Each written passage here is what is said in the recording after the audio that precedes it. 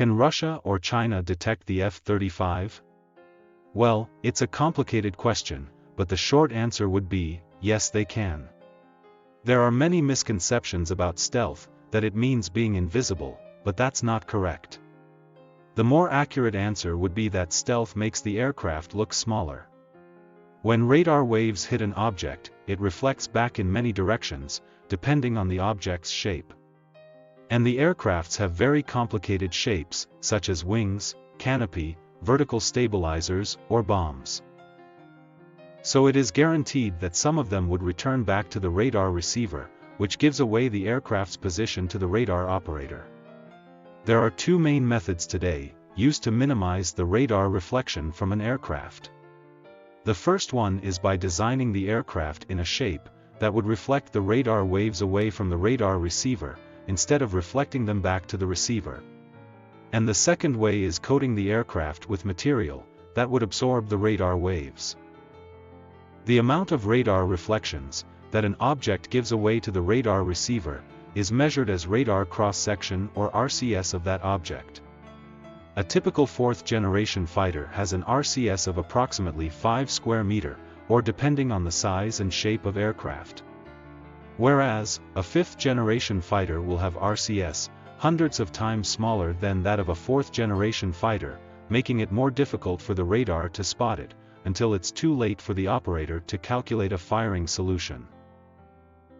So if a typical fourth-generation aircraft, with RCS of 5 square meter is detected almost 100 kilometers away, then a fifth-generation aircraft, with RCS of approximately hundreds of times less, would not be detected until it is less than 25 to 30 kilometers away from that radar. Also, these detection ranges depend highly on frequencies of the radars being used. Lower frequencies have longer wavelengths.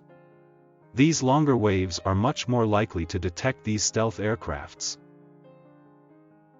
This is because, to absorb these longer waves, aircrafts would need that much thick of coating, which of course, is not possible for a fighter jet. And these type of radars have been successful against stealth in the past. For example, the radar used to shoot down stealth F-117 over Yugoslavia back in 1999, was a Russian lower-frequency P-18 radar. The P-18 used the frequency with wavelength of approximately 10 feet long, which is way long to be absorbed by any aircraft stealth coating. However, there are also some downsides of low-frequency radars. These low-frequency radars need large antennas to generate long waves. The size of the antenna is directly proportional to the wave it can create.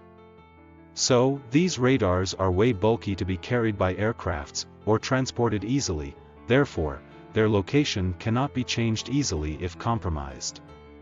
Another downside is that low-frequency radars are much less precise than higher-frequency radars. So because of their long wavelengths, these radars generally are not used to guide interceptor missiles. The F-117 case was exceptional, because the aircraft was not much far from the radar site. Another method is by using passive radars. In this case, the radar doesn't actively emit radar waves. Instead, they rely on other transmissions, like radio transmissions or GPS signals. There is another method, by placing radar emitter and receivers on opposite sides, so the radar waves being reflected away by the aircraft, due to its stealth shape, would eventually get to the receiver, placed on the opposite side of the emitter. This method is more complex though, as it would need many emitters and receivers to be placed on many different directions to triangulate and pinpoint the position of the aircraft.